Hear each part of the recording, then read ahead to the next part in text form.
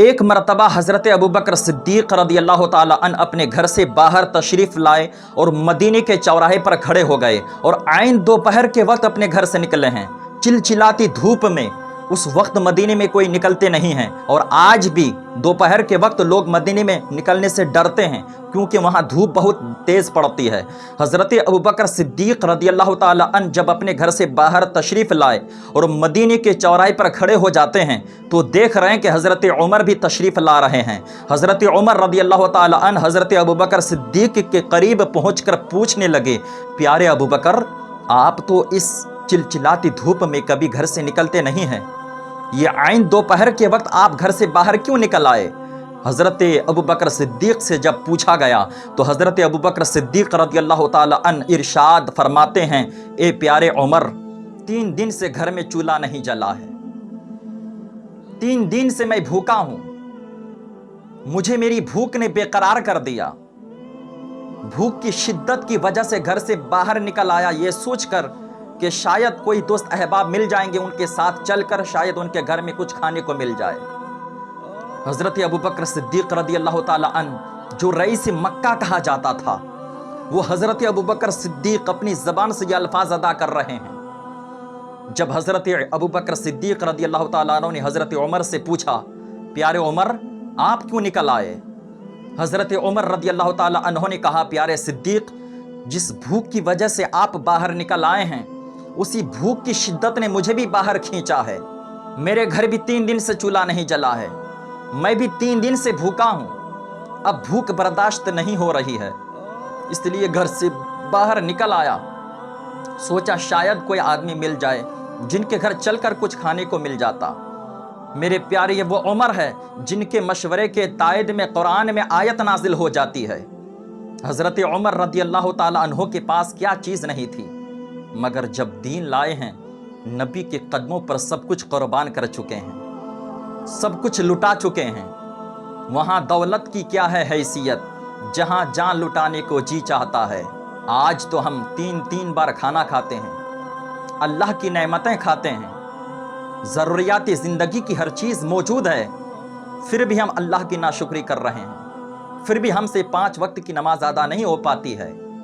میرے پیارے، وہ صحابہ کرام کی محبت دیکھو، 3 دن سے گھر میں چولہے نہیں جل رہے ہیں، 3 دن سے بھوکے پیاسے ہیں، مگر نماز نہیں چھوٹ رہی ہے، قرآن پاک کی تلاوت بند نہیں ہو رہی ہے۔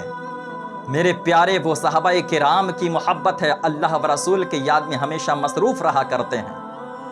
یہ صحابہ کرام ہیں، جب یہ دونوں آپس میں باتیں کر رہے تھے تب تک میرے آقا بھی تشریف لے آئے۔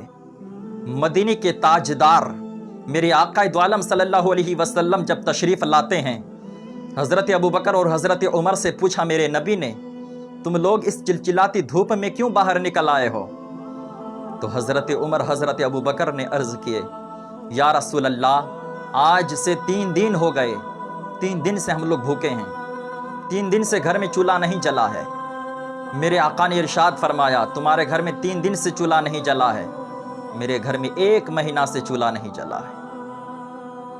میرے پیارے دوستو، بزرگوں، وہ میرے نبی ہیں جن کو اللہ تبارک و تعالیٰ نے مالک کوثر بنا کر بھیجا، مالک جنت بنا کر بھیجا، جن کے ہاتھ میں دونوں جہاں کی کنجیاں تھما دی گئی ہے۔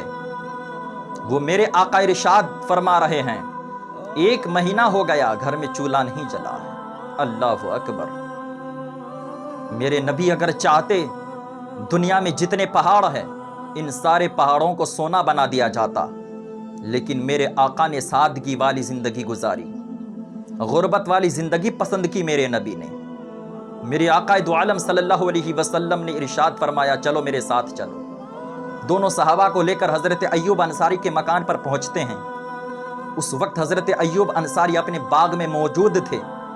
جیسے ہی میرے آقا کی خوشبو محسوس ہوئی، دوڑتے ہوئے میرے نبی کریم صلی اللہ علیہ وسلم کی بارگاہ عالیہ میں حاضر ہوتے ہیں، عرض کرتے ہیں، یا رسول اللہ، عین دوپہر کے وقت اتنی تیز دھوپ میں آپ کیوں تشریف لائے؟ کوئی کام ہوتا آپ مجھے ارشاد فرما دیتے، میں آپ کی بارگاہ میں حاضر ہو جاتا۔ یا رسول اللہ، آپ کیوں تشریف لائے ہیں؟ حضرت ایوب انصاری میرے نبی اور حضرت عمر حضرت ابوبکر کے چہرے کو دیکھ کر سمجھ جاتے ہیں فوراً اپنے باغ میں تشریف لے گئے، کچھ کھجوریں توڑی، اچھی اچھی کھجوریں توڑ کر حضور کی بارگاہ میں پیش کر دیے، یا رسول اللہ اسے تناول فرمائیں، تب تک میں کھانا تیار کرا دیتا ہوں۔ گھر پہنچے، گھر پہنچ کر ایک بکری کا بچہ ذبح کرتے ہیں، جو کا آٹا پیسا جاتا ہے، کھانا تیار ہو گیا، دسترخوان لگ گیا۔ میرے آقا دسترخوان پر تشریف فرما ہیں۔ نبی کریم صلی اللہ تعالی علیہ وسلم نے ایک روٹی اٹھائی، چند بوٹیاں اٹھا کر حضرت ایوب انصاری کے ہاتھ میں دیتے ہیں، اور میرے آقا نے ارشاد فرمایا، ایوب جاؤ میری بیٹی فاطمہ کو یہ دے آؤ، جاؤ میری بیٹی فاطمہ کو یہ روٹی دے آؤ، میں نے 1 مہینے سے نہیں کھایا ہے تو میری فاطمہ نے بھی نہیں کھایا ہے، میں کھانا کیسے کھا سکتا ہوں؟ ایک باپ اپنی بیٹی کو چھوڑ کر کھانا کیسے کھا سکتا ہے؟ یہ میری ذات کو گوارا نہیں ہے، جاؤ یہ کھانا بیٹی فاطمہ کو دے آؤ۔